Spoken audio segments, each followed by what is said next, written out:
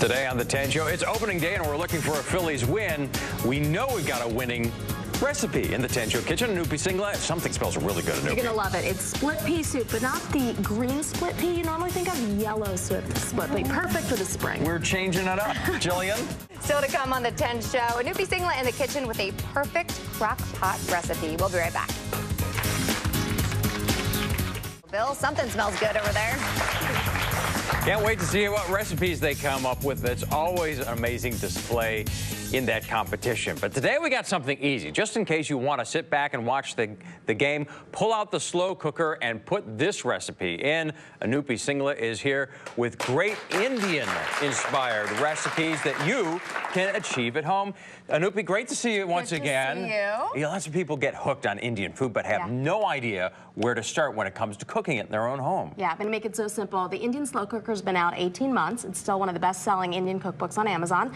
And it makes, what I do is basically dump and go. So if you want to go to the Phillies game today, just take all your ingredients, I'm going to show you today, put them all into your slow cooker. And here we're going to make split pea soup, but not the green that we normally think of, but yellow. For the spring, it's light, it's really airy, it's delicious. Not that heavy wintry one that you think of. Okay, exactly, perfect. exactly. So we've got 9 cups of water in the slow cooker, and it's basically a 5-quart slow cooker. We're going to take our split peas. I went to Gennardi's in King of Prussia and found these, so they can be found anywhere. You're going to basically put 3 cups of your split peas right in your slow cooker. And keep in mind, a lot of people think fall and winter for slow cooker, but essentially a slow cooker does not give off a lot of heat. It frees you up during the day, so it's great in the spring and in the summer as well. So we've got that in there. If you get a late start on this, how much time do you need to set aside for this to be done properly in the slow cooker? This recipe only takes 4 hours. Oh, great. So you can put it on right before the game, and exactly. by the end, you're eating. We'll put an onion in there. If you want, switch it up. Throw in some celery, some carrots.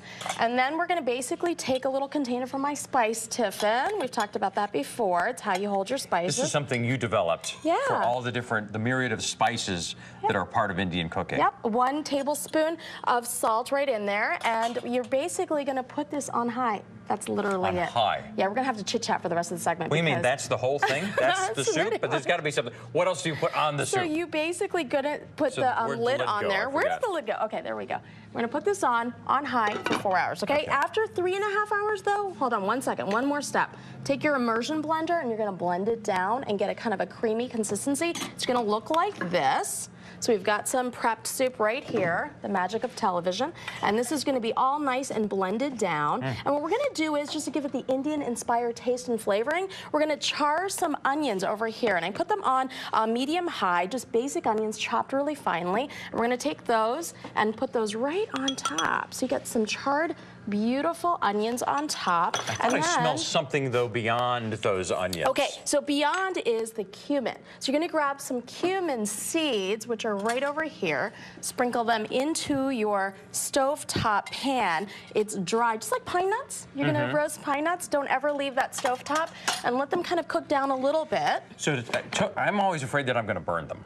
So how do you toast them properly? Make sure you don't go beyond Just what watch them. You want it to get a little reddish brown as soon as they do. And I'll be honest, I kind of burn them a tiny bit. Don't tell anybody. You kind of smell it. Just a tiny bit. You gotta watch them. I'm gonna stand right here. Are they still usable if you burn them a little bit? Just a little bit's okay. Yeah, don't tell anybody. It's our secret. So you're gonna take a little bit, throw it into your mortar and pestle, grind that down. We've got that. Take this into your Greek yogurt. I love Greek yogurt because it's got more protein than the regular yogurt out there. It's loaded with protein. Yep, it sure is. 1 cup has 23 grams of protein, according to this container over here. You can buy it at any supermarket these days. If you want a little garam masala and some more Indian-inspired spices, go into your spice box. We've got these over at Williams-Sonoma. Actually, I'm going to be over there today.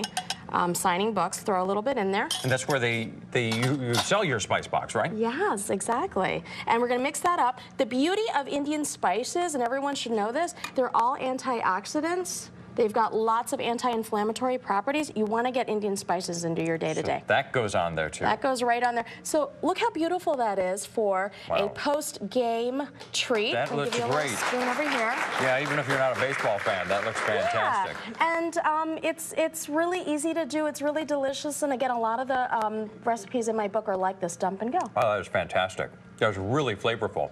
What's the biggest misconception about Indian cooking? So a lot of misconceptions are it's really spicy, hot. You don't have to put heat into your Indian cooking. Just take out the green chili peppers, take out the red chili pepper, you'll be fine. The other part of it is people think that we use curry powder. And there's not 1 ounce of curry powder in my Indian spice. No curry powder? No curry powder. How did you achieve that? Well, we don't cook with curry powder. The British came up with the powder that tastes like Indian cuisine. Blame the Brits. Okay, I'm not saying anything negative about the Brits. A lot of them are my family and friends. But you know, essentially, we kicked them out of this country too. Yeah, it was a long time ago. Ruined Indian food, but no, I'm not blaming them. Don't worry about it. Hey, listen, if you want to do Indian food right, and it's so easy, you brought something for our entire studio audience. I did. I brought a copy of my book. Come over to Williams-Sonoma and get it signed on Broad Street today. That's this afternoon from 1 to 3. It sure is. All right, Anupy, thank you for bringing a little lunch for me. Still to come on The 10 Show, we're going to try to send you out to dinner. Details just ahead.